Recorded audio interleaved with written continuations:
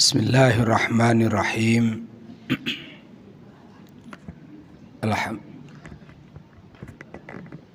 Assalamualaikum warahmatullahi wabarakatuh.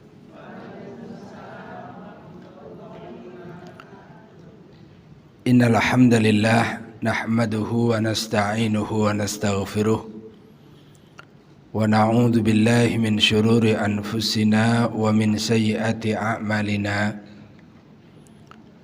May yahdihillahu fala mudhillalah wa may yudlil fala hadiyalah.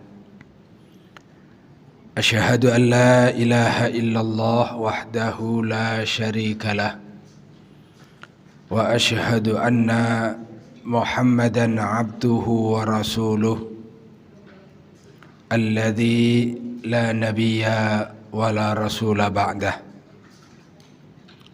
Salawatullahi wa salamuhu alaihi wa ala alihi wa sahbihi wa man tabi'ahum bi ihsanin ila yaumil qiyamah. Ya ayyuhalladzina amanu taqullaha haqqa tuqatih wa la tamutunna illa wa antum muslimun. Ya ayyuhan nasu taqu rabbakumul ladzi khalaqakum min nafsin wahidah wa khalaqa minha zawjaha wa batha minhuma rijalan katsiran wa nisaa'a wattaqullaha alladzi tasaaluna bihi wal arham innallaha kana 'alaikum raqiba.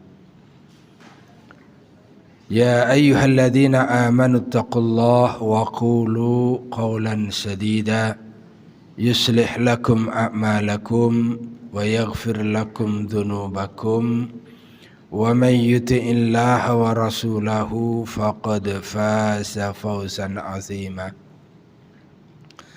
Amma ba'du fa inna asdaqal hadithi kitabullah wa khairal hadi hadi Muhammadin sallallahu alaihi wasallam wa syarral umur muhdatsatuha wa kullu muhdatsatin bid'ah wa kullu bid'atin dhalalah wa kullu dhalalatin finnar.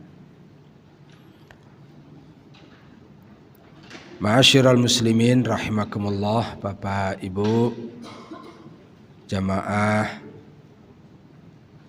Masjid Nurul Bahri, barakallahu fikum jami'an. Alhamdulillah, di Majelis Taklim Bina'ul Ukhwah kembali kita dipertemukan. Mudah-mudahan menjadi pertemuan yang diberkahi oleh Allah Subhanahu wa ta'ala. Kita masih dalam awal pembahasan buku penjelasan pembatal keislaman. Buku ini aslinya ditulis oleh Syekh Muhammad bin Abdul Wahhab yang disyarah dan ditaklik oleh Syekh Dr. Saleh Fauzan bin Abdullah Al-Fauzan. Sebulan yang lalu kita sudah mulai pembahasan buku ini di bagian muqaddimah atau di bagian awal. Di antaranya kita sudah membahas tentang definisi, kemudian macam-macam kekufuran yang disebutkan oleh beliau. Ada aspek ucapan, ada aspek keyakinan, ada aspek perbuatan, ada juga soal keraguan,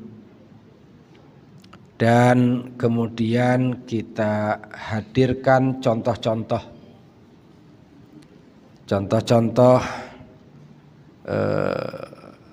kekufuran di aspek ucapan dengan merujuk pada surat At-Taubah ayat 65 hingga ayat yang ke-66. Kemudian surat Al-Mutaffifin ayat 29 hingga ayat yang ke-36.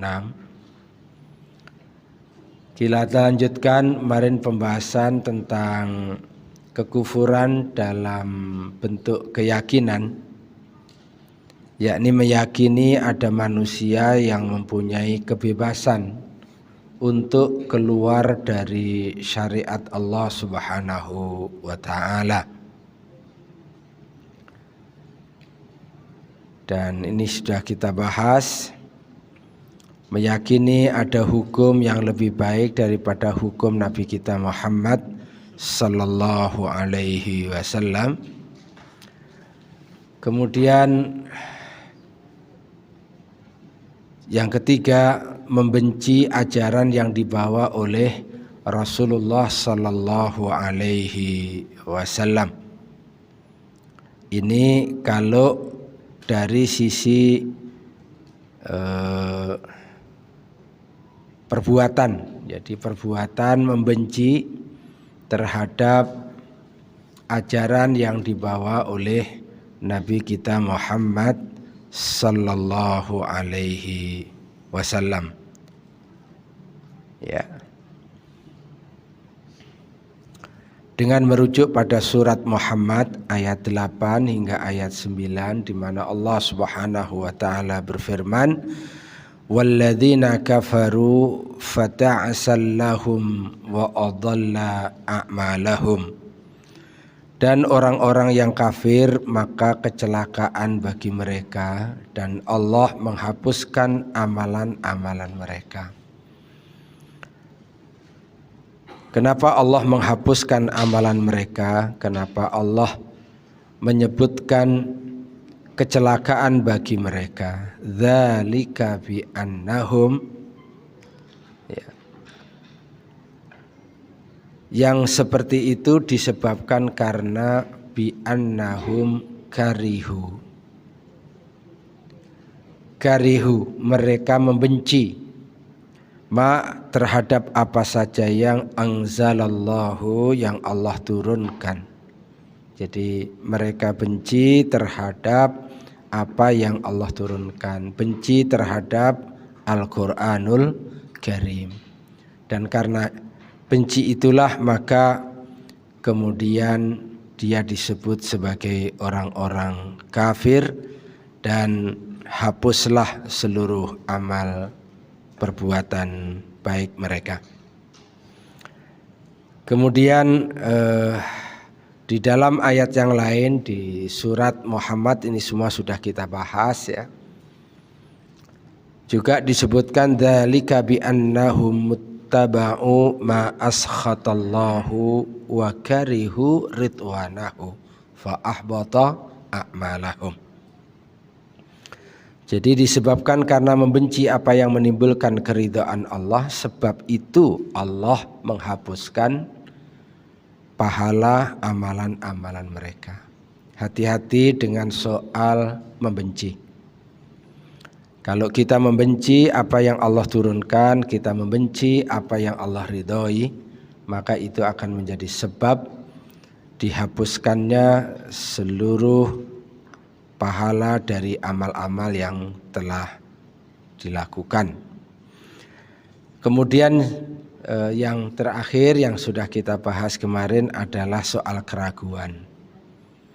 Dengan merujuk pada suratul Baqarah, ini tambahan, tidak ada dalam buku ayat ini tidak disebutkan suratul Baqarah 23 24 di dalam buku yang disarah oleh Syekh Shalih Fauzan. Ini kita tambahkan ayatnya, tapi poin keraguannya ada, di mana Allah Subhanahu wa taala berfirman, wa in kuntum fi raibim mimma nazzalna ala abdina. Jika kalian ragu terhadap apa yang telah kami turunkan kepada hamba kami, maksudnya Al-Quran, diturunkan kepada Nabi kita Muhammad sallallahu alaihi wasallam, Allah memberikan tantangan, fa'tu bisuratim mimithli, maka datangkanlah semisal satu surat di dalam Al-Quran. Dan kemudian didorongkan untuk wada'u syuhada'akum min dunillah, ajaklah ya penolong-penolongmu selain Allah, in kuntum shadiqin, jika kalian adalah orang-orang yang benar. Di ayat 24-nya disebutkan fa illam taf'alu, maka apabila kamu tidak bisa membuatnya, walan, dan tidak sekali-kali bisa membuatnya, walan taf'alu, maka Allah memberikan peringatan, fattaqun nara, takutlah kepada neraka, yang neraka itu allati waquduhan nasu wal hijarah, yang bahan bakarnya adalah manusia dan batu. Uiddat lil kafirin, diperuntukkan untuk orang-orang kafir. Orang kafir yang dimaksud di sini siapa? Orang kafir yang dimaksud di sini adalah orang yang meragukan terhadap Al-Quran yang diturunkan kepada Nabi kita Muhammad sallallahu alaihi wasallam. Sekali lagi, jangankan menolak, ragu itu adalah sesuatu yang bisa mendatangkan kepada kekufuran. Baik, jamaah rahimakumullah, beliau juga di dalam buku ini, kita lanjutkan sekarang, juga menyebutkan tentang sumber kemurtadan. Beliau menyebutkan tentang sumber kemurtadan. Satu, sumber kemurtadan itu adalah ucapan kufur dan syirik tanpa paksaan. Nanti ada penjelasan sejauh mana yang dimaksud dengan paksaan itu. Yang kedua, keyakinan kufur dan syirik, masih dalam bentuk ucapan. Yang kedua dalam bentuk keyakinan, ucapan kufur dan syirik tanpa paksaan.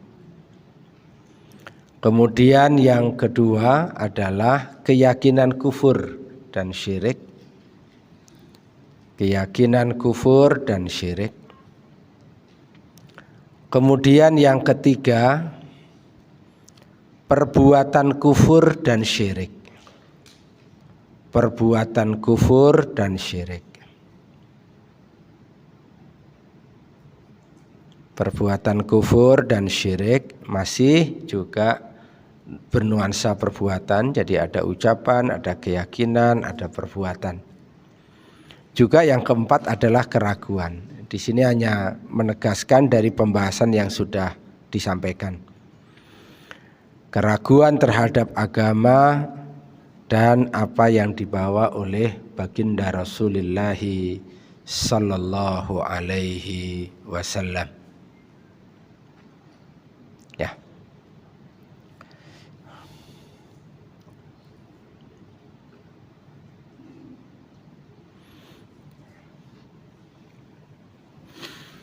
Jamaah rahimakumullah. Nah, ini menjadi pembahasan pokok kita pada pagi hari ini. Kelompok manusia dalam pembatal keislaman. Ini yang jadi pembahasan kita. Kita berusaha untuk mengenali dalam konteks pembahasan pembatal keislaman terhadap 3 kelompok. Kelompok yang pertama adalah kelompok Khawarij. Kelompok yang kedua adalah kelompok Murji'ah. Kelompok yang ketiga adalah kelompok Ahlus Sunnah wal Jamaah. Mudah-mudahan Allah masukkan kita semuanya, golongkan kita semuanya ke golongan Ahlus Sunnah wal Jamaah.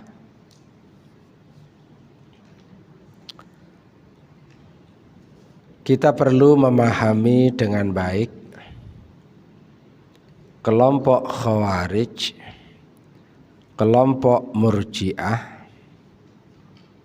agar supaya kita tidak terjebak kepada dua kelompok ini sementara kita masih merasa berada dalam pangkuan pemahaman Ahlus Sunnah wal Jamaah. Tapi tentu pembahasan kita di sini bukan mengkaji tentang apa itu Khawarij dari ABCD-nya, apa itu Murji'ah ABCD-nya, tetapi mengangkat tiga kelompok ini dalam kaitan pembahasan tentang pembatal keislaman.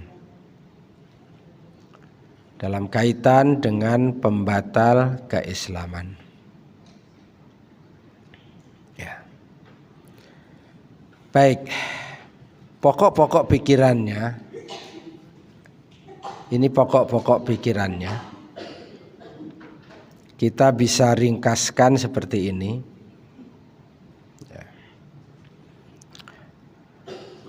Pandangan Murji'ah, ya, pandangan Murji'ah.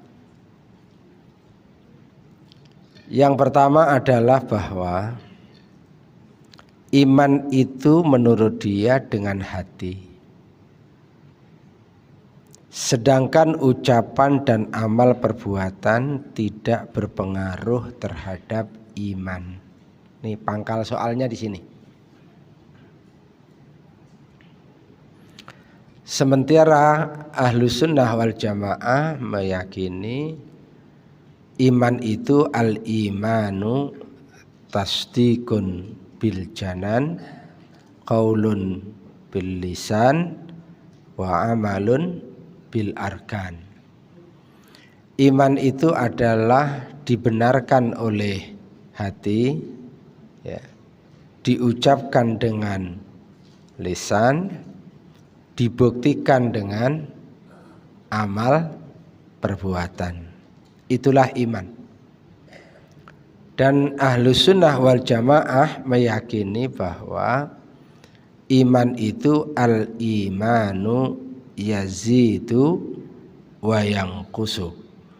Iman itu bisa bertambah, iman itu bisa berkurang. Yazidu bit ta'ati, bertambah dengan ketaatan, dia bisa berkurang. Wa yanqusu bil maksiyah, dia bisa berkurang disebabkan karena kemaksiatan yang dilakukan. Jadi ada hubungan antara iman dengan ucapan maupun juga dengan amal perbuatan. Tapi kalau Murji'ah, bahwa iman itu dengan hati. Jadi iman itu percaya itu dengan hati, selesai. Sedangkan ucapan dan amal perbuatan tidak berpengaruh terhadap iman. Ini pokok pandangannya. Yang kedua, pokok pandangan Murji'ah itu adalah jika seseorang melakukan sesuatu perbuatan kufur. Di dalam Al-Quran misalkan disebutkan bahwa itu adalah perbuatan kufur, maka ia mengatakan bahwa orang tersebut tidaklah kafir. Jika seseorang melakukan satu perbuatan kufur, maka ia tidak kafir. Ini pandangan Murji'ah yang kedua. Kemudian yang ketiga, kemaksiatan tidak membahayakan selama beriman, dan ketaatan tidak bermanfaat selama dalam kekufuran. Jadi Karena dia meyakini bahwa iman itu dengan hati, sedangkan ucapan dan amal perbuatan tidak berpengaruh terhadap iman, maka akibatnya kemaksiatan itu tidak membahayakan sama sekali selama beriman.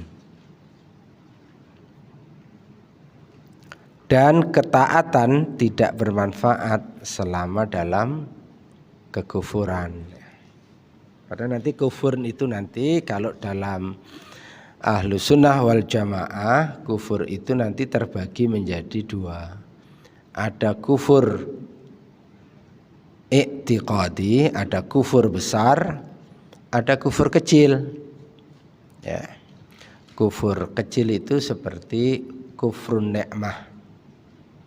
Ya, kufrun ni'mah.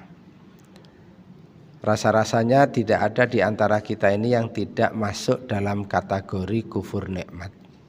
Siapa yang tidak pernah mengkufuri nikmat?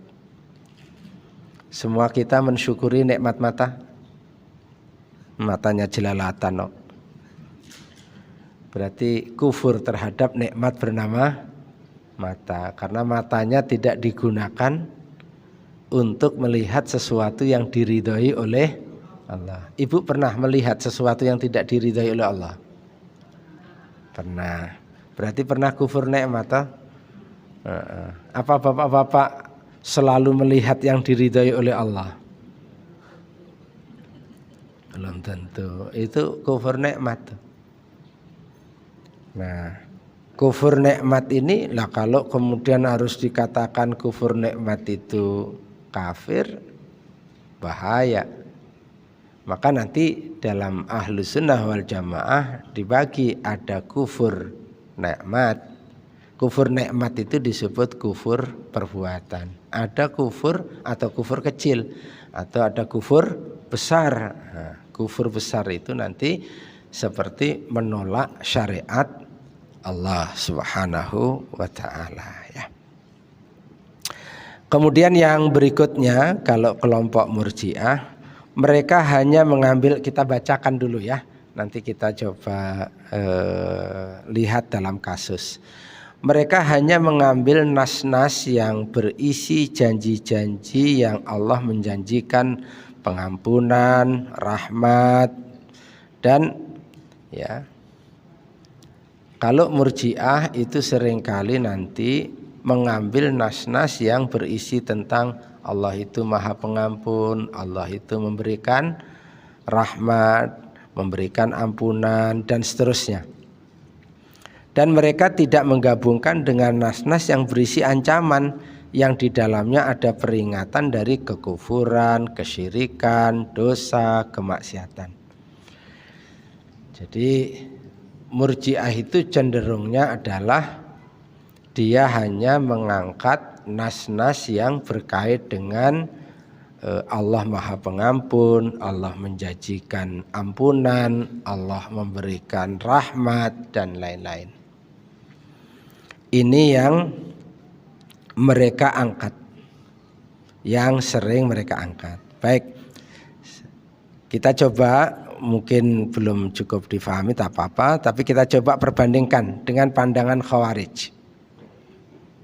Ya, dengan pandangan Khawarij. Sebenarnya bagus kalau dianukan ya, disandingkan. Pandangan Khawarij itu mengkafirkan manusia karena dosa-dosa besar yang belum mencapai kesyirikan atau kekufuran. Jadi Khawarij semangat mengkafirkan, Murji'ah ogah mengkafirkan. Nah gitu. Dia agak ekstrim. Dua. Khawarij menentang para pemimpin dari kaum muslimin dan memutus tongkat ketaatan. Khawarij itu cenderung untuk nanti kita lihat satu kasus di masa lalu ya. Satu masalah di masa lalu munculnya ini nih, munculnya Khawarij ini.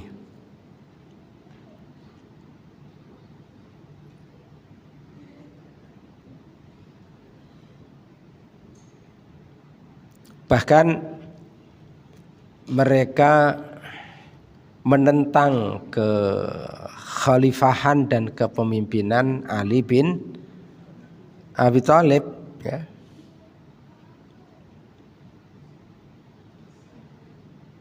Bapak dan Ibu, sempat ada hampir 5.000 ya orang-orang yang banyak hafalannya terhadap Al-Quran terjangkit penyakit ini nih, Khawarij. Alhamdulillah, Khalifah Ali bin Abi Thalib mengutus Abdullah bin Abbas radhiyallahu an yang mendapatkan doa khusus dari baginda Rasul sallallahu alaihi wasallam sebagai orang yang punya kepakaran terhadap tafsir Al-Quran, Abdullah bin Abbas. Dan beberapa hari Abdullah bin Abbas berdiskusi dengan 5.000 orang ini. Yang 5.000 orang ini banyak hafalan Qur'annya. Alhamdulillah, dari 5.000 itu 4.000 tersadarkan, kembali ke jalan yang benar. 4.000. Nah, dari sini nanti kemudian ada sisa 1.000. Disinilah nanti ada bibit-bibit Khawarij itu. Makanya siapa pembunuh Ali bin Abi Thalib, kenal? Apa yang dilakukan sebelum membunuh Khalifah Ali? Yang membunuh Khalifah Ali itu sebelum melakukan pembunuhan terhadap Khalifah Ali bin Abi Thalib, dia itu i'tikaf dan berdoa di Masjidil Haram hampir sebulan. Ya, bayangkan. Itu mau melakukan aksi pembunuhan terhadap siapa? Khalifah Ali. Itulah bahayanya paham Khawarij ini. Padahal Khalifah Ali itu adalah pemimpin yang sah pada saat itu. Baik, maka mereka menghalalkan darah kaum muslimin, ya. Bagi Khawarij tidak ada kufur asghar. Nah, tadi saya sudah sebutkan, menurut Ahlus Sunnah wal Jamaah ada kufur kecil, kufur asghar. Ada kufur, ada syirik asghar, syirik kecil. Ada kufur besar, ada syirik besar. Nah, bagi Khawarij tidak ada kufur asghar atau syirik asghar. Akan tetapi kufur dan syirik bagi mereka adalah satu, ya sudah. Pokoknya kufur keluar dari Islam sudah. Nah, kalau kufur keluar dari Islam, yang kufur nikmat piye? Itu.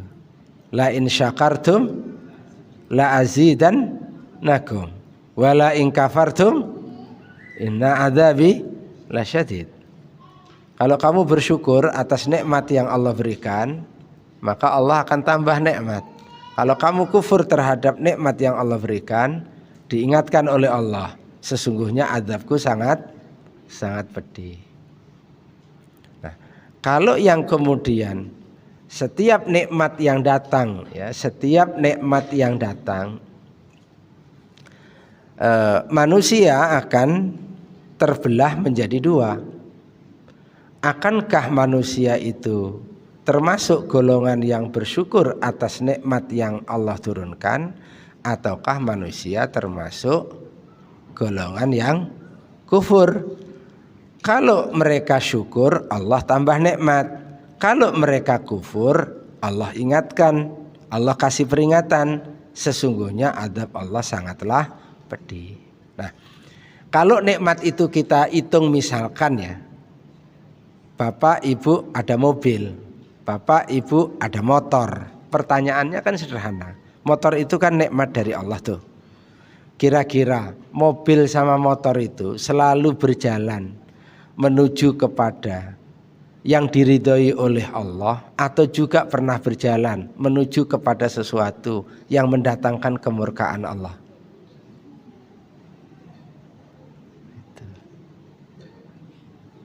Dua-duanya dipakai.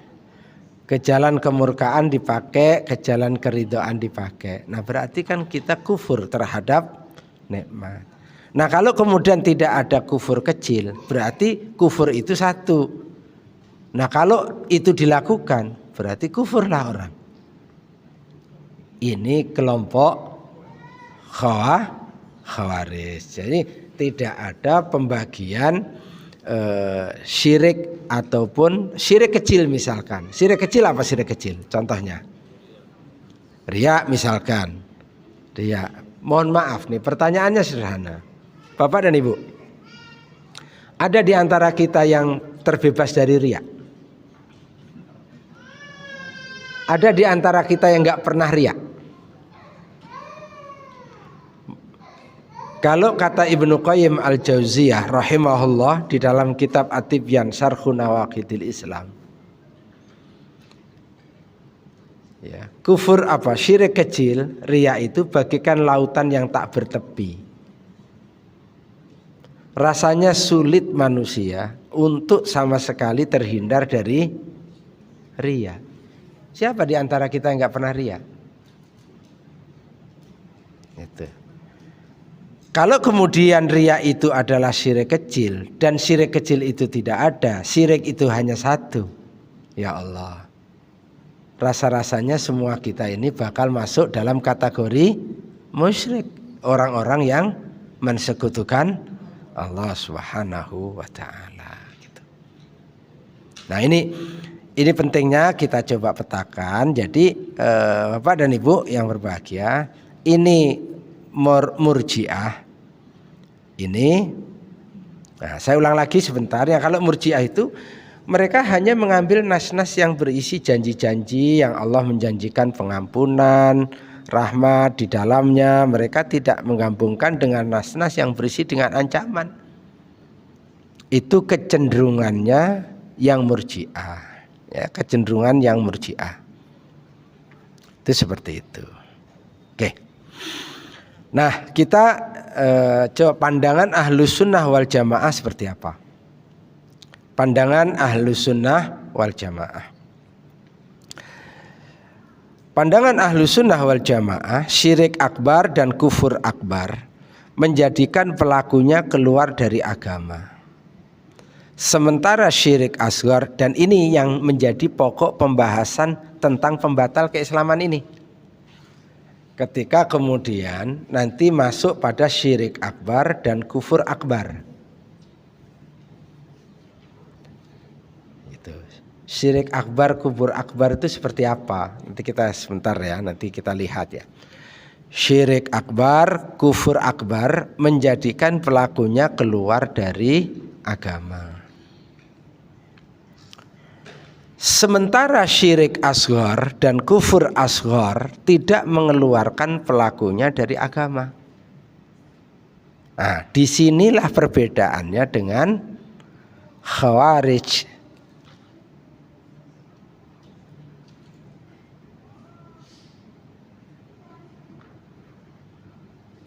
Tetapi dalam pandangan Ahlus Sunnah wal Jamaah, syirik itu walaupun syirik kecil, kufur itu walaupun kufurnya kecil, keduanya menjadikan iman berkurang.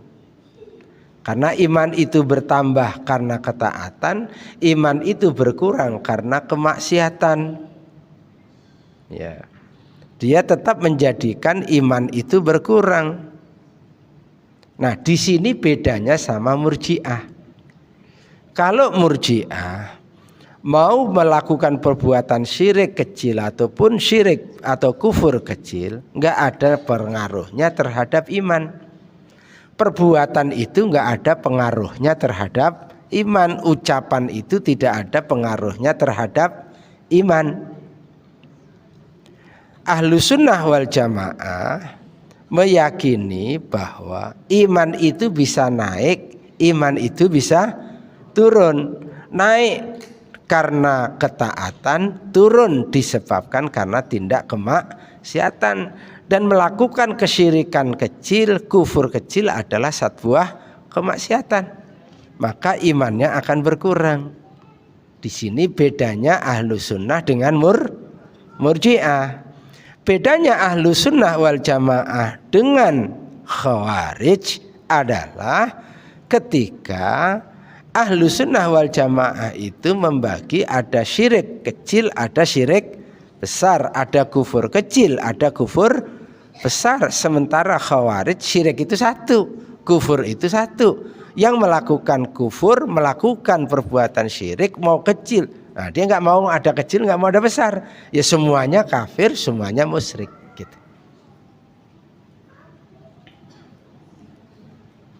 Nih, ini di Muqaddimah itu sama beliau dibahas, karena ini belum masuk pembatal keislaman poin per poin, belum masuk, baru di dalam penjelasannya.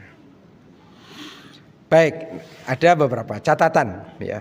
Ini barang siapa yang beribadah, kita mengenal dulu secara umum dulu. Barang siapa yang beribadah kepada Allah hanya dilandasi karena rasa takut. Ini nanti ada soal khauf, roja, lalu kemudian mahabbah. Kan pilar ibadah itu 3. Rasa takut, penuh harap, cinta.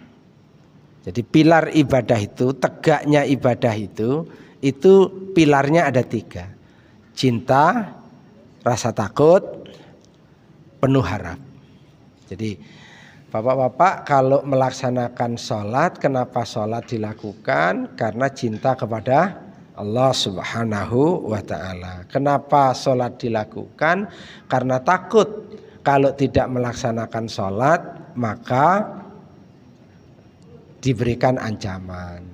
Kenapa sholat? Ada roja, ada harapan. Harapannya apa? Harapannya adalah kalau yang melaksanakan sholat ya dengan baik, maka seluruh amal perbuatannya nanti akan dihisab dalam keadaan baik. Dan dia berharap untuk mendapatkan nikmat dan nikmat surga dengan melaksanakan ibadah sholat. Misalkan begitu. Nah, barang siapa yang beribadah kepada Allah hanya dilandasi karena rasa takut saja, maka ia termasuk golongan khawarij. Makanya bapak-bapak kalau nanti mendidik putra-putrinya untuk disiplin sholat, untuk berkata jujur, untuk dan lain sebagainya, jangan hanya dengan pendekatan takut, harus juga dengan pendekatan harap. Jadi harus ada khauf dan roja secara seimbang. Jangan ditakut-takutin saja dengan neraka, tapi juga harus dibangun harapan akan surga. Dibangun harapan akan mendapatkan nikmat, akan mendapatkan ganjaran, akan mendapatkan surga. Barang siapa yang beribadah kepada Allah hanya dilandasi dengan harapan saja, harapan, maka ia termasuk golongan murji'ah. Golongan murji'ah. Karena golongan murji'ah ini nanti dalam pendekatannya ya hanya menyampaikan janji-janji surga, kenikmatan, menghindarkan hal-hal yang sifatnya ancaman neraka, ancaman azab dan seterusnya. Barang siapa beribadah kepada Allah hanya dilandasi dengan cinta saja, maka termasuk golongan sufi. Cinta saja. Nah, apa istilahnya ya? Orang sering mengutip siapa pakarnya? Robiah Al-Adawiyah. Pernah dengar nama itu? Dia mengatakan ya Dia beribadah itu karena cinta kepada Allah. Soal Allah mau masukkan ke neraka ya terserah, soal mau masukkan ke surga ya terserah. Seolah-olah ada mengatakan bahwa kalau ya beribadah itu mengharapkan pahala, itu belum ikhlas. Beribadah itu harus atas dasar cinta. Nggak usah mikirin pahala. Beribadah itu jangan takut, karena kalau tidak beribadah nanti akan terkena ancaman. Jangan. Nah, orang hanya mengatakan ibadah itu dasarnya hanya cinta kepada Allah Subhanahu wa taala. Kalau model begini nih, ini namanya doktrinnya di kalangan sufi. Sekali lagi, kalau ahlu sunnah wal jamaah, barang siapa yang beribadah kepada Allah dilandasi dengan khauf, takut, roja, harap, mahabbah, cinta, itulah muwahhid sunni. Beliau mengistilahkan muwahhid sunni. Itulah orang yang bertauhid, itulah ahlu sunnah wal jamaah. Gitu. Oke, ini beberapa penjelasan ya. Biar dasar-dasar ini kita ketahui. Sampai di sini bisa diikuti kan ya? Insya Allah bisa ya. Insya Allah nanti kita nanti bahas satu-satu ya. Ini beberapa catatan dulu. Kemudian ini pesan. Mengetahui tentang pembatal keislaman adalah hal yang sangat penting sekali, sehingga manusia senantiasa berada dalam pencerahan, tidak bersama Khawarij, tidak juga bersama Murji'ah, akan tetapi bersama Ahlus Sunnah wal Jamaah yang menggabungkan antara nas-nas sebagai realisasi atas firman Allah Ta'ala pada surat Ali Imran. Nanti kita baca surat Ali Imran. Orang-orang yang di dalam hatinya condong kepada kesesatan adalah Khawarij dan Murji'ah. Orang-orang Khawarij dan Murji'ah mengikuti ayat-ayat mutasyabihat tanpa merujukkan ayat-ayat mutasyabihat itu kepada ayat-ayat yang muhkamat. Baik. Kebaca enggak ayatnya? Terlalu kecil. Boleh dibuka mushafnya kalau gitu.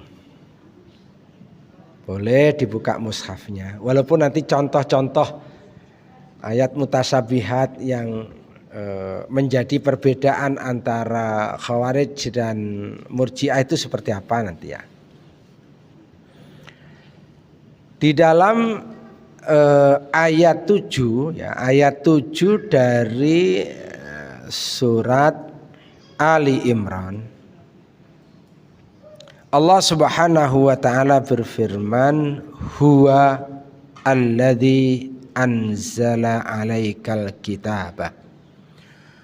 Huwa dialah Allah alladzi yang anzala menurunkan alaika kepadamu wahai Muhammad al-kitaba, al-kitab, Al-Qur'an.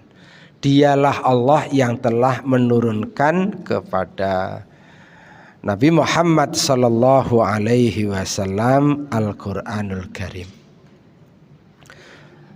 Kata Allah, minhu, di dalam Al-Qur'an itu ada ayatun muhkamatun.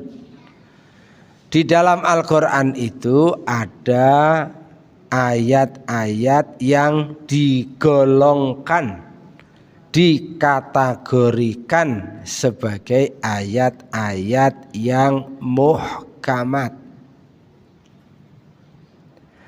Ayat-ayat muhkamat itu penjelasan sederhananya adalah ayat yang jelas maknanya. Sudah ada kejelasan, tidak multitafsir. perintahnya jelas, tinggal dilaksanakan. Jadi itu ayat yang muhkamat.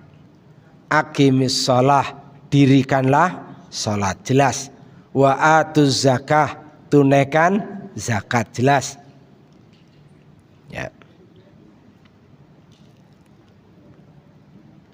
Wala taqrabuz zina, jangan kau dekati zina misalkan, jelas. Oke, di dalam Al-Qur'an itu ada yang disebut dengan ayat-ayat muhkamat. Ayat-ayat muhkamat itu kata Allah hunna ummul kitab. Jadi ayat-ayat muhkamat itu adalah pokok-pokok isi Al-Qur'an. Jadi itulah pokok-pokok isi Al-Qur'an. Itu ayat-ayat muhkamat. Wa ukharu mutasyabihat. Dan yang selainnya, yang selainnya, ayat-ayat yang selain yang muhkamat itu disebut sebagai ayat-ayat mutasyabihat. Sebagai ayat-ayat mutasyabihat. Kalau ayat-ayat muhkamat tadi adalah ayat-ayat yang sudah jelas maknanya, tidak multitafsir, maka ayat-ayat yang mutasyabihat adalah ayat-ayat yang belum begitu jelas apa maknanya dan menimbulkan banyak tafsiran. Oke. Jadi di dalam Al-Qur'an itu, Al-Qur'an yang diturunkan oleh Allah kepada Nabi kita Muhammad sallallahu alaihi wasallam, itu ada ayat-ayat yang tergolong sebagai ayat-ayat yang muhkamat, ada yang tergolong sebagai ayat-ayat yang mutasyabihat. Fa ammal ladzina fi qulubihim zayghun,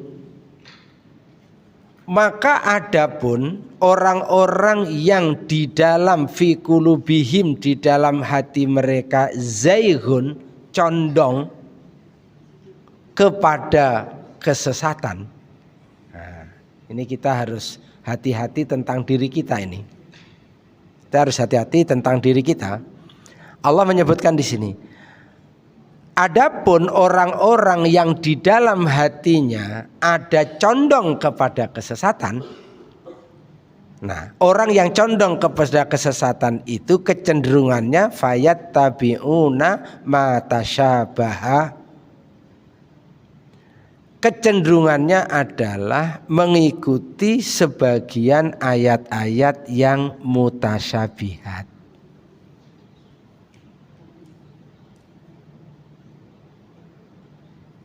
Gitu. Jadi orang yang hatinya ada kesesatan, senengnya nih otak-atik ayat-ayat yang mutasyabihat. Kalau ayat muhkamat yang jelas maknanya, jelas perintahnya, cenderung mereka tidak memberikan perhatian, padahal tinggal dilaksanakan. Nah, yang sering mereka perbincangkan itu justru yang ayat-ayat yang mutasyabihat. Untuk apa mereka membincangkan itu? Untuk apa cenderung mereka terhadap ayat-ayat yang mutasyabihat itu? Minhu btigha al-fitnati wa btigha ta'wili. Itu semuanya ternyata dalam rangka untuk mencari-cari, ya, untuk menimbulkan fitnah dan mencari-cari takwilnya. Dan mencari-cari takwilnya. Menimbulkan fitnah dan mencari-cari takwilnya. Allah menegaskan, wa ma ya'lamu ta'wilahu illallah. Dan tidaklah ada yang mengetahui tentang takwilnya illa kecuali Allah.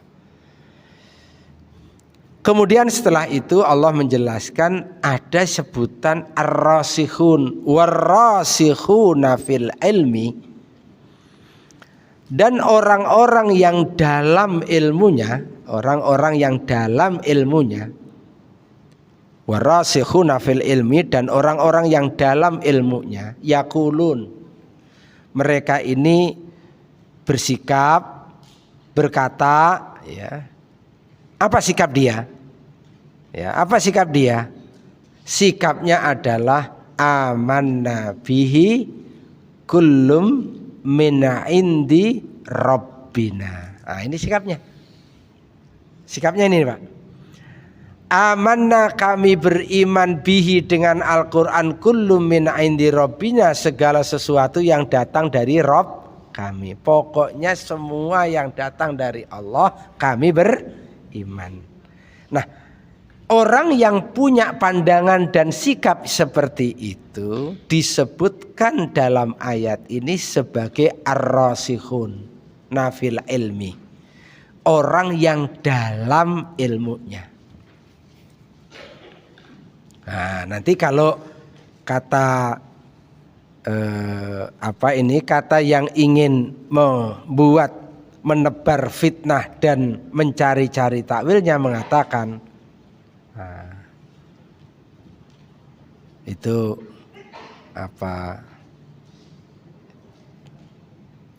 orang yang hatinya condong kepada kesesatan justru menuduh kepada orang yang dalam ilmunya itu mengatakan, masa cuman ikut saja, nggak menggunakan rasionya, nggak menggunakan akalnya, dan seterusnya dan seterusnya.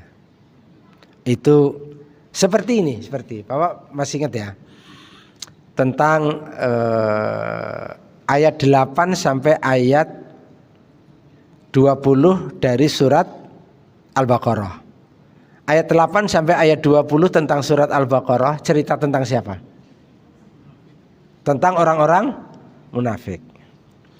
Wa idza qila lahum, dan apabila dikatakan kepada mereka, wa idza qila lahum aminu kama amanan nas,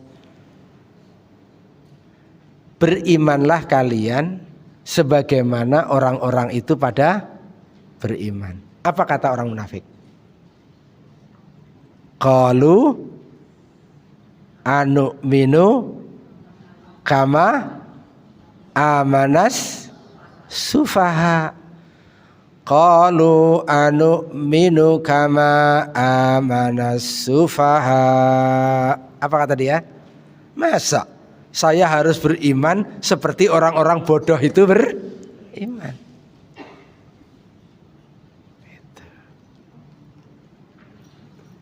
Jadi kalau apa yang datangnya dari Allah dan Rasulnya dia tiba-tiba beriman begitu saja, kayak Abu Bakar As-Siddiq beriman, kayak Umar beriman terhadap apa yang datangnya dari Allah dan Rasulnya, itu dalam pandangan orang-orang munafik sebagai orang-orang yang bodoh. Qalu anu'minu kama amanas sufaha. Apa kata Allah ujungnya? Ala innahum humus sufaha'u. Ketahuilah yang bodoh itu yang mereka itu. Walakin la ya'lamun, tapi mereka ini tidak mengetahui. Itu selalu begitu tuh. Orang yang menebar, yang berusaha, orang yang hatinya condong kepada kesesatan, yang dia ingin menebar fitnah dan mencari-cari takwilnya, nanti kemudian akan mengatakan, masa main terima begitu saja? Pakai dong akalnya, pakai dong logikanya. Gimana dong? Ini diteliti dulu dong. Kira-kira secara empiris terbukti apa tidak? Seolah-olah mereka ini ilmiah. Begitu. Tapi di dalam Al-Quran ini disebutkan, yang disebutkan dalam Al-Quran warasikhuna, dan orang-orang yang dalam fil ilmi, dalam ilmunya itu dalam, justru mereka itu yaquluna amanna bihi kullum min indi rabbina. Dia pokoknya apa yang datang dari Allah amanna kulum bihi min indi rabbina. Sudah, saya beriman sudah. Apapun yang datangnya dari Allah saya beriman sudah.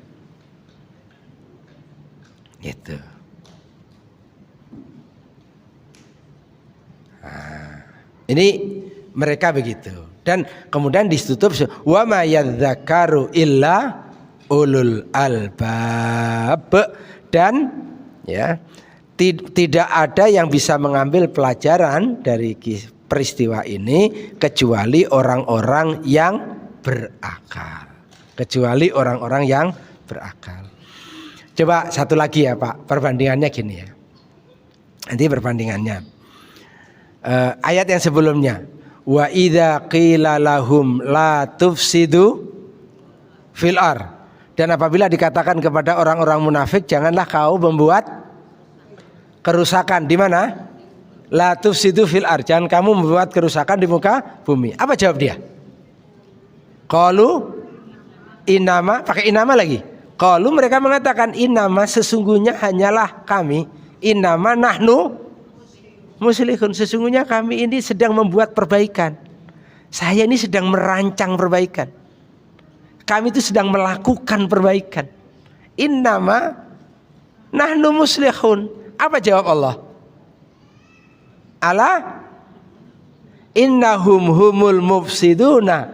Ketahuilah mereka itu sebenarnya sedang membuat kerusakan. Ala innahum humul mufsiduna walakin la yash'urun. Tetapi mereka nggak nyadar. Gitu loh.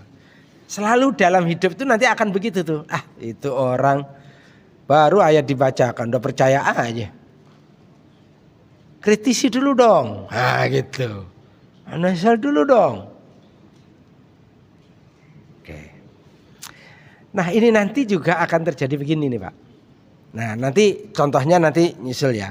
Gimana ini perbedaan? Tapi yang penting dasarnya dulu nih. Dasarnya bahwa di dalam Al-Quran itu nanti ada ayat-ayat yang muhkamat, ada ayat-ayat yang mutasyabihat. Muhkamat itu jelas tidak multi tafsir, kemudian mutasyabihat itu yang maknanya itu multi tafsir dan tidak jelas nanti. Nah, ada ayat muhkamat, ada ayat mutasyabihat. Orang yang hatinya condong kepada kesesatan cenderung membahas yang mana? Yang mutasyabihat. Untuk apa itu dia lakukan? Untuk mencari-cari, menebarkan fitnah dan mencari-cari takwilnya, mencari-cari takwilnya. Maka Bapak dan Ibu, kita setelah ini dijelaskan oleh Allah, kita itu diberikan untayan doa. Nah, ini diamalkan ini doa. Kita ini udah ilmunya cekak gitu ya. Ilmunya sedikit, fitnahnya luar biasa gitu. Makanya banyak-banyak doa. Apa doanya? Rabbana la tuzigh qulubana ba'da idh hadaitana wa hab lana min ladunka rahmah innaka antal wahhab. Ini doa tidak ditentukan tempatnya, tidak ditentukan jumlahnya, tidak ditentukan waktunya. Monggo kapan saja. Ini ayat 8-nya setelah ayat 7-nya dijelaskan. Setelah ayat 7 dijelaskan kaitannya dengan ayat muhkamat, ayat mutasyabihat, ayat 8-nya Allah berikan untaian doa. Untaian doanya itu Masya Allah.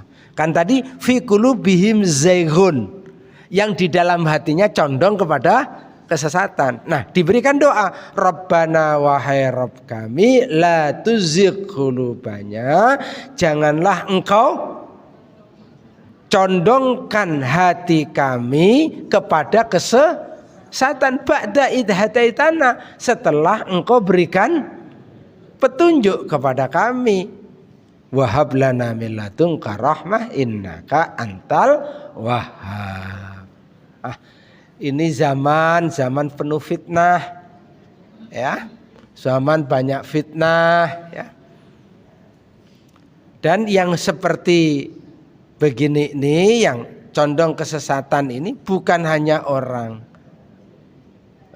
awam Pak, banyak juga dari kalangan intelektual. Saya pernah cerita ya, ketika kita bahas sirah tentang figur bernama Al-Jad bin Qais. Masih ingat nggak?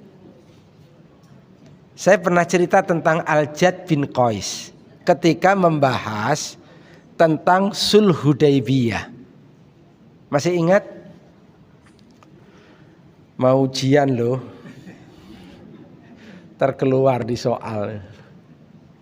Al-Jad bin Qais. Atau jangan-jangan masih asing dengan nama Al-Jad bin Qais. Nama Abdullah bin Ubay bin Salul sering dengar?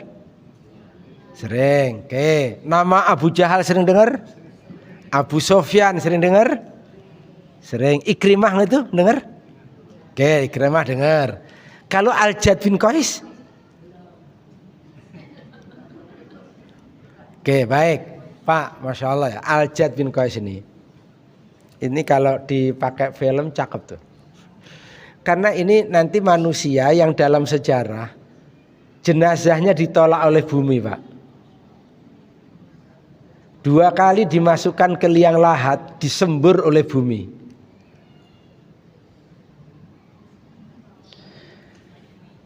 Rasulullah waktu dia mati ini sedang berada di luar kota Madinah. Nah Rasulullah mau masuk kota Madinah, diikuti oleh beberapa sahabat. Tiba-tiba ada angin puting beliung. Sampai dilukiskan hampir menjatuhkan para penunggang kuda. Angin puting beliung itu. Di tengah angin puting beliung yang sedang bergerak keras itu, kencang itu, Rasulullah mengatakan begini, bu'itsat hadhihir rih limauti munafik. Allah mengutus angin kencang ini disebabkan karena matinya seorang munafik. Ternyata munafik nih Bu. Al-Jad bin Qais nih hafal Quran surat Al-Baqarah, hafal Quran surat Ali Imran, hafal Quran surat An-Nisa, hafal Quran beberapa surat-surat panjang yang lain. Yang jelas hafalan Qurannya banyakan dia deh sama kita gitu. Gitu aja dah. Ini si Al-Jad bin Qais nih. Ini Al-Jad bin Qais nih. Nah, betul. Sahabat kemudian masuk Madinah, penasaran, ingin cari tahu siapa ini yang dimaksud. Ternyata dapat kabar Al-Jad bin Qais mati di hari yang sama dengan angin puting beliung tadi. Nah, siapa ini Al-Jad bin Qais? Al-Jad bin Qais itu termasuk jamaah umroh pertama kali umroh di muka bumi. Dia termasuk ikut jamaah Rasulullah bersama dengan 1.400 orang yang melaksanakan umroh berangkat dari Madinah menuju ke Mekah pada tahun ke-6 Hijriah. Dia adalah salah satu yang ikut di jamaah umroh itu. Walaupun umrohnya gagal. Umrohnya kan gagal. Karena 22 kilo menjelang Ka'bah ternyata dihadang oleh rezim Mekah, dihadang oleh rezim Quraisy, tidak diizinkan untuk masuk. Sampailah terjadi perjanjian Hudaybiyah itu.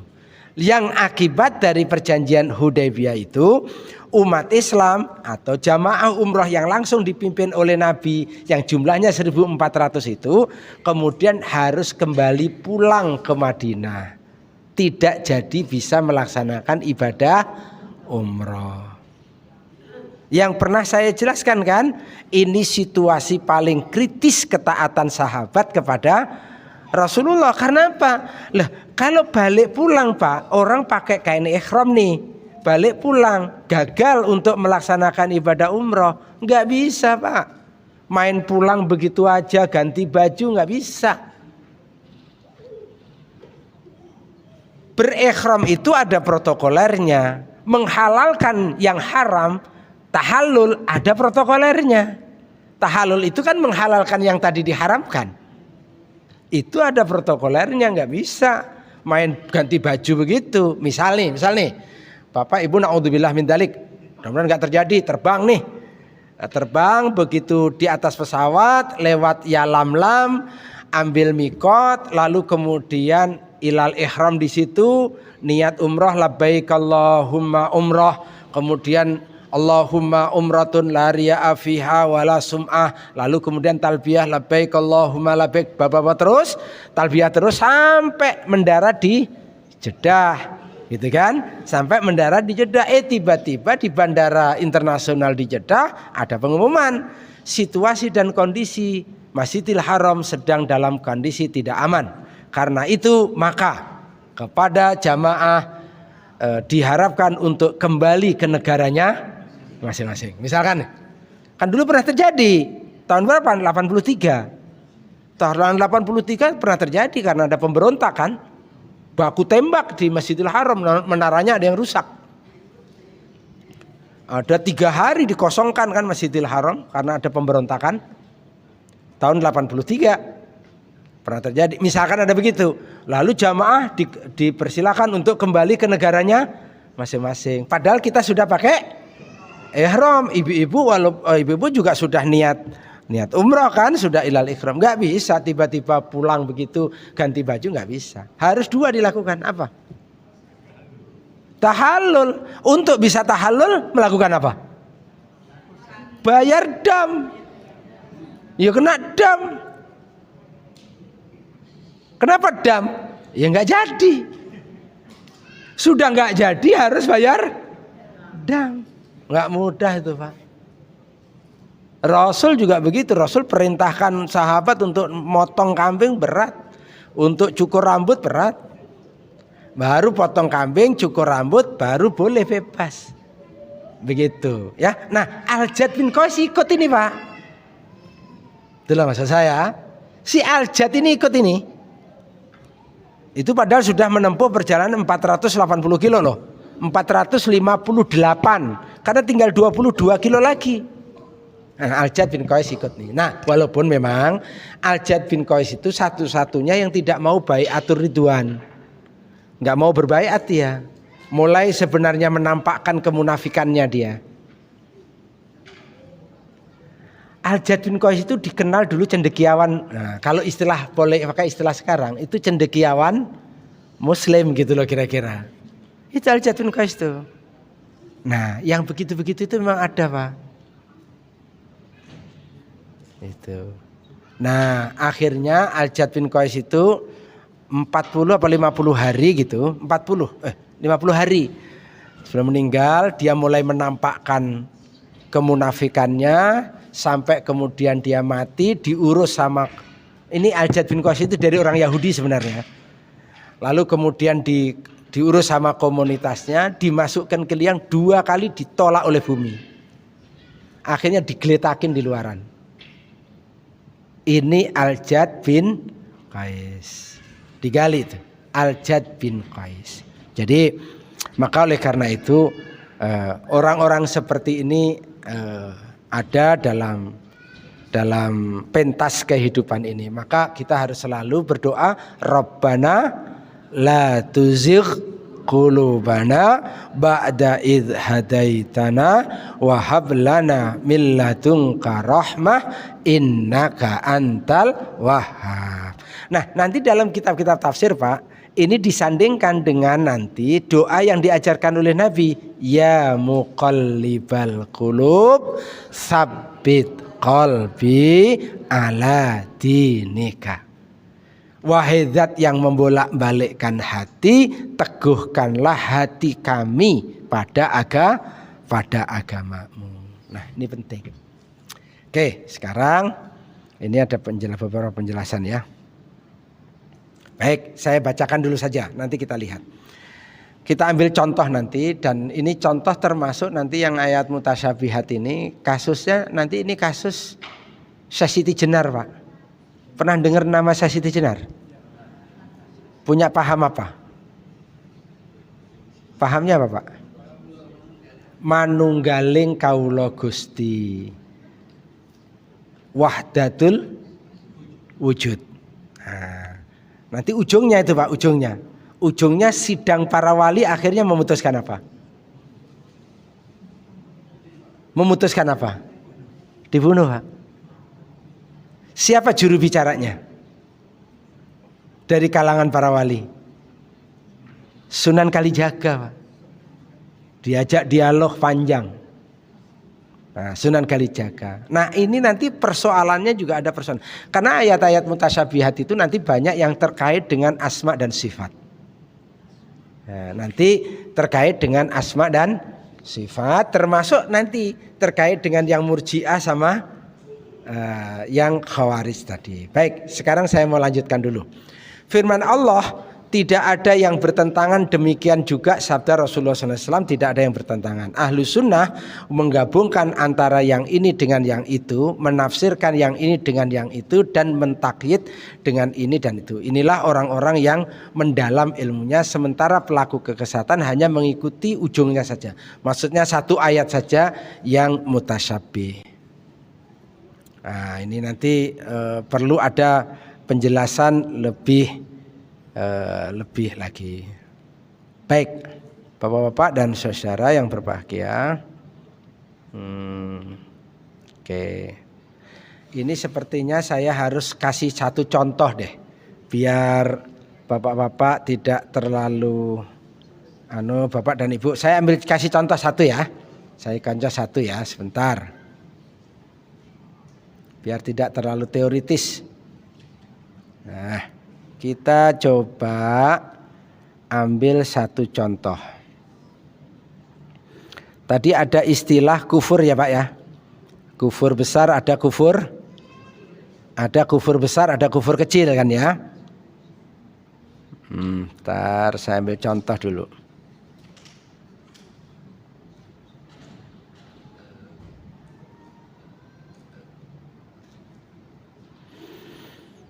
Oke.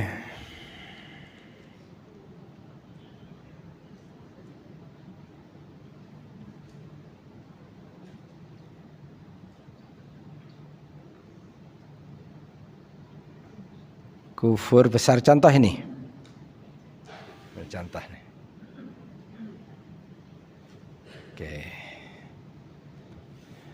Ya.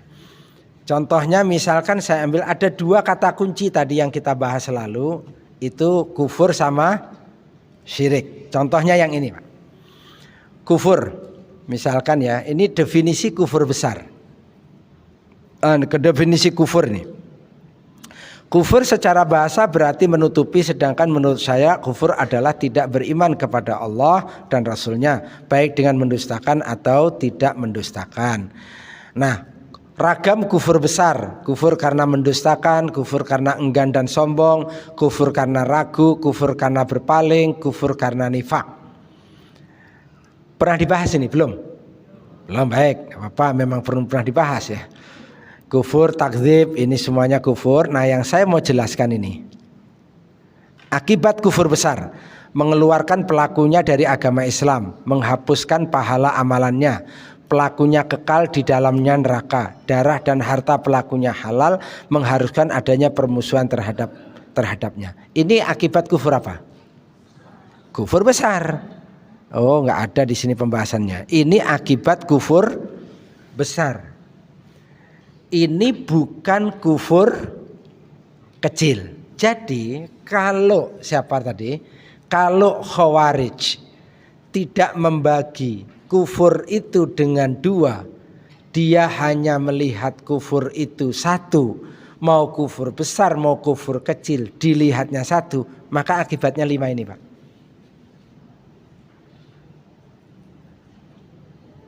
Gitu. Maka akibatnya 5-5-nya ini.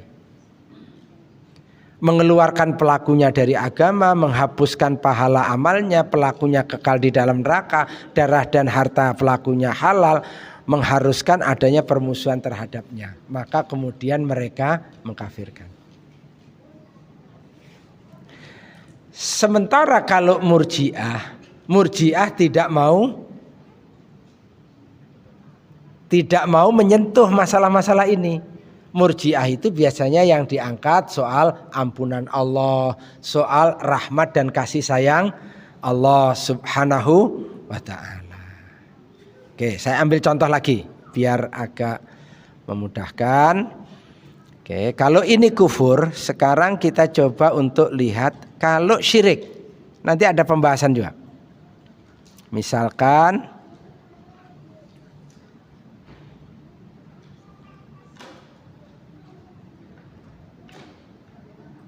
syirik besar.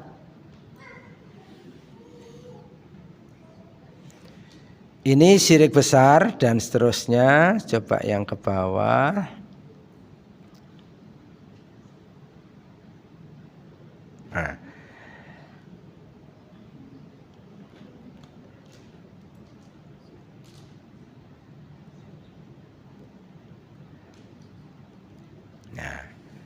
Ayat-ayat ini adalah nanti kaitannya dengan yang syirik besar. Misalkan Pak, saya sebutkan soal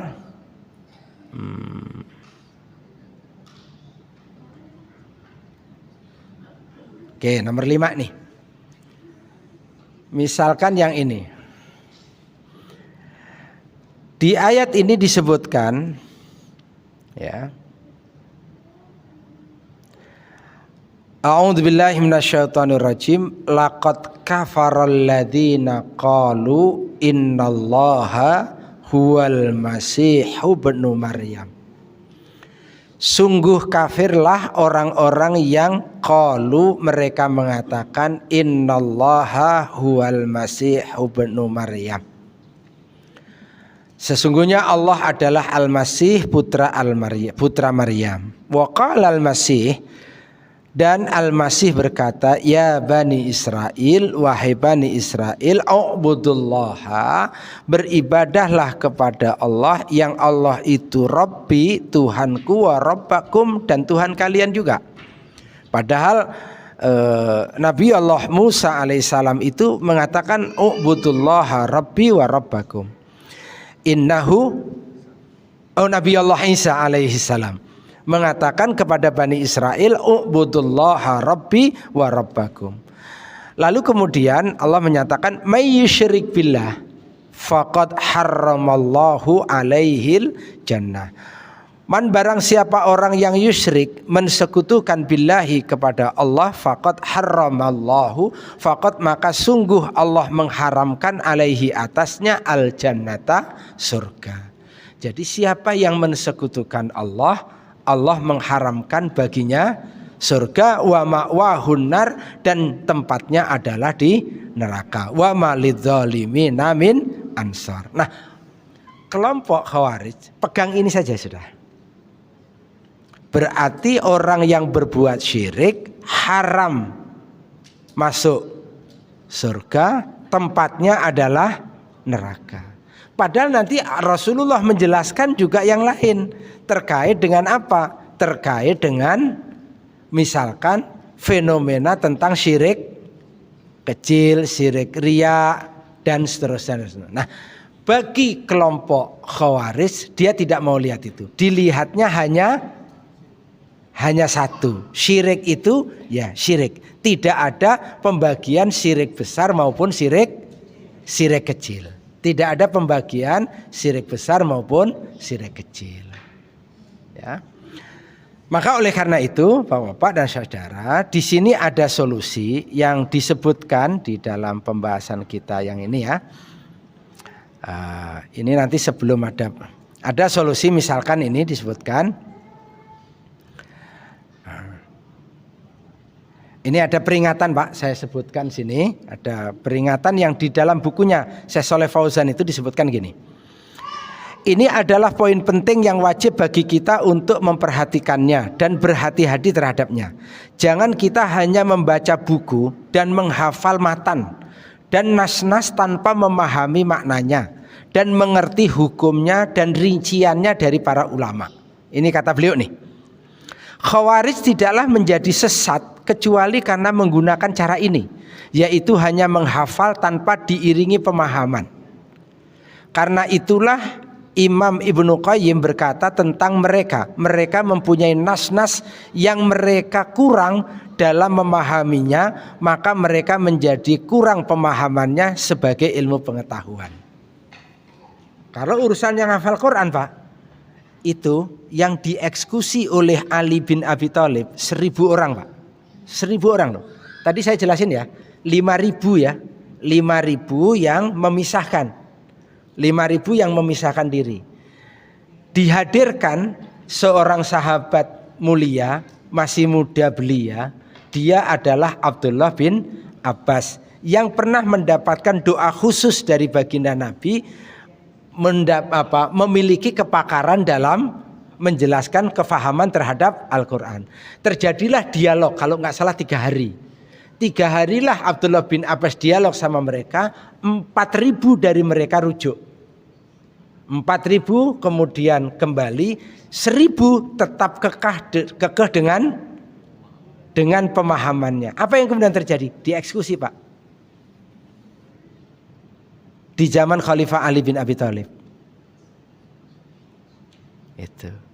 Maka Ibnu Qayyim al-Jauziyah, kita alhamdulillah bersyukur banyak kegiatan menghafal Quran dan seterusnya, itu kita syukuri dan alhamdulillah itu marak dalam kehidupan kita.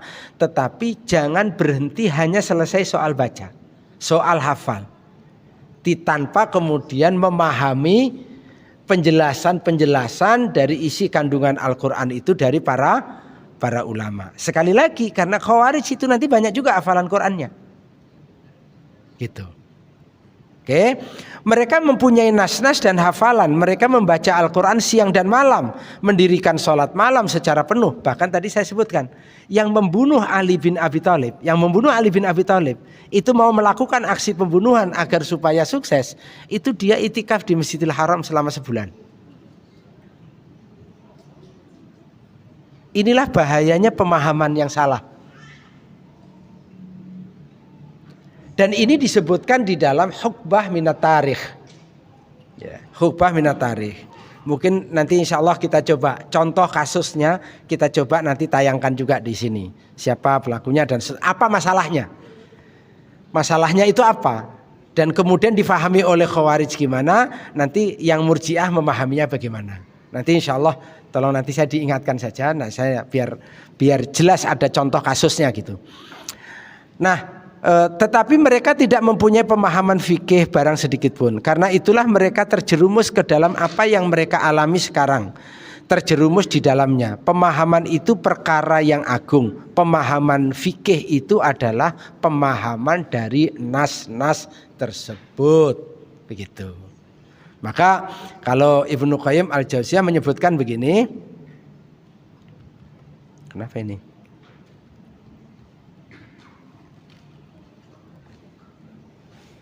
Hang ya.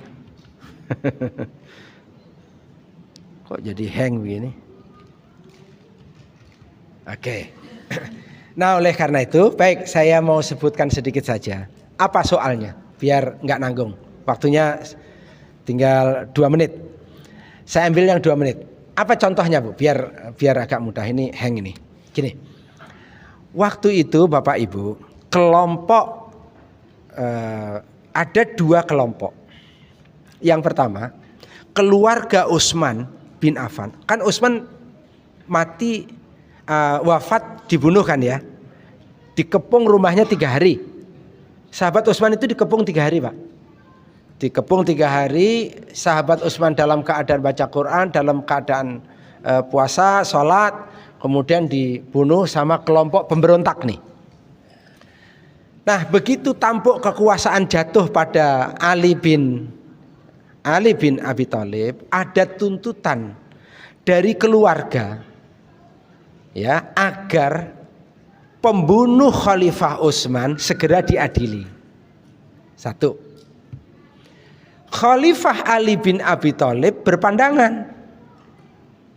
Pandangan Khalifah Ali bin Abi Thalib, ini situasi politik sedang tidak menentu.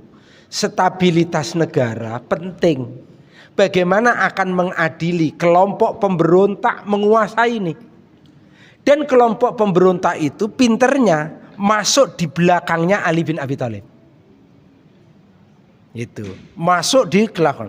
Sehingga itu akan menimbulkan fitnah. Seolah-olah Ali bin Abi Thalib satu suara, satu kong kali kong sama kelompok pemberontak untuk mendapatkan kekuasaan. Maka kemudian dibunuhlah Khalifah Utsman. Padahal Ali benci terhadap kelompok ini.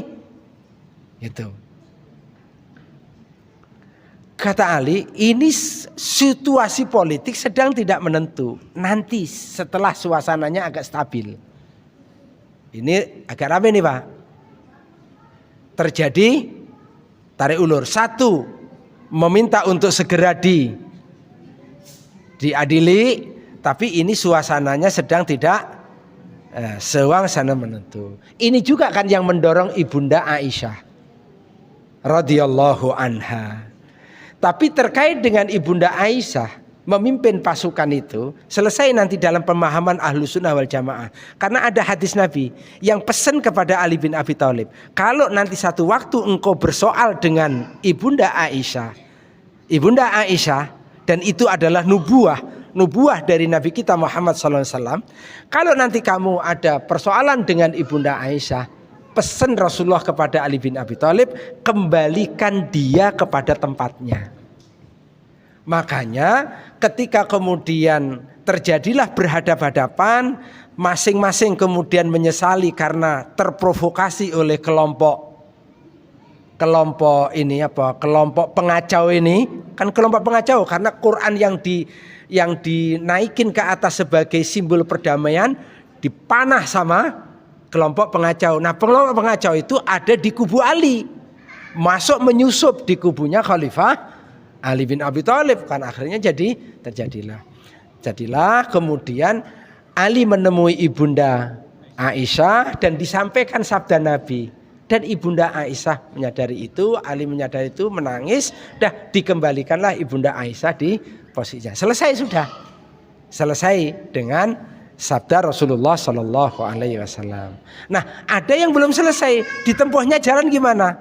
Ditempuhnya jalan adalah dari Khalifah Ali mengangkat satu hakim, dari Muawiyah mengangkat satu hakim untuk duduk berunding. Gitu ceritanya. Abu Musa al-Asy'ari berunding, oke. Nah, berunding berdua. Nah, berunding dengan mengangkat satu hakim dari sini, satu hakim dari sini, ini dipandang oleh orang-orang Khawarij sebagai berhakim kepada hukum selain Allah, berhakim terhadap manusia. Gitu loh. Ini pandangannya nih. Maka karena Khalifah Ali dipandang telah bertahkim kepada manusia, maka harus mundur, harus berlepas diri dari kekhalifahan Ali bin Abi Thalib. Harus berhadapan, harus keluar dari kekuasaan Ali. Karena dipandang telah berhukum. Muncullah ayat wa man lam yahkum bima anzalallah faulaika humul kafirun. Barang siapa yang tidak berhukum dengan hukum Allah, maka dia adalah kafir. Itu persoalannya. Padahal di dalam ayat, nah ini soal pemahaman tuh Pak. Soal pentingnya pemahaman. Di dalam ayat, dalam perkara suami istri yang sedang bersoal dan tidak ketemu penyelesaiannya, justru dianjurkan dalam Al-Quran hakaman min ahlihi wa hakaman min ahliha. Angkat hakim dari pihak laki-laki, angkat hakim dari pihak istri. Satu-satu ambil hakim, duduk bersama menyelesaikan persoalan. Apalagi ini masalah negara. Nah, kenapa yang kelompok Khawarij ini pemahamannya begitu? Karena hanya satu dalam memahaminya. tidak utuh di dalam memahami, langsung kemudian menghakimi orang. Inilah Pak bahayanya. Sampai bahayanya itu apa? Bahayanya 5.000 orang bugot keluar dari ketaatan kepada Khalifah Ali. Diselesaikan oleh Khalifah Ali. Gimana menyelesaikannya? Diutuslah Abdullah bin Abbas radhiyallahu an untuk sana. 4.000 tersadarkan, paham bahwa yang ditempuh ini benar, syar'i gitu loh. Bukan berhukum dengan hukum selain Allah. Benar. Tapi yang 1.000 tetap kekeh. 1.000 itulah yang dieksekusi. Nah, inilah makanya peringatan di sini disebutkan sebaiknya harus berhati-hati soal ini, dan karena itulah kita bahas tentang pembatal keislaman ini. Di satu sisi jangan sampai khawarij, di sisi yang lain juga jangan sampai seperti murji'ah. Mudah-mudahan Allah bimbing kita di manhaj ahlus sunnah wal jamaah. Saya kira demikian muqaddimah yang kedua ini yang bisa disampaikan. Nanti kita lihat Bapak-bapak, ini ada sejumlah pertanyaan udah disiapin ini. Ada sekitar 20 pertanyaan yang harus dijawab sebenarnya. Ada 20 pertanyaan. Heng, ini laptop saya nih, kenapa nih? Enggak bisa digerakkan. Ada 20-an pertanyaan yang harus dijawab. Dan itu kalau di bukunya nanti ada pertanyaan-pertanyaan yang harus dijawab yang penting untuk kemudian kita ketahui. Insya Allah mudah-mudahan kita lanjutkan di pertemuan yang akan datang. Dan mudah-mudahan segera dapat bukunya. Ini Ibu ada dapat bukunya nih kayaknya sudah. Alhamdulillah, mudah-mudahan segera bisa dibaca-baca. Nah, sehingga di sini kita tinggal bahasnya. Kita tinggal membahasnya ya. Bukunya diambil yang tengah, yang enggak terlalu tebal.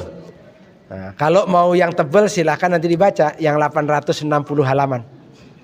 Monggo. Ini yang 314 saja lah, 330-an.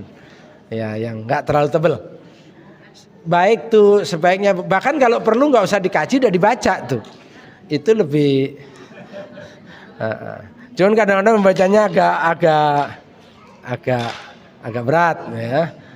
Tapi sebaiknya ibu-ibu punya sehingga ada pegangan, bukan kata saya nanti, ada pegangan bukunya gitu ya. Terima kasih.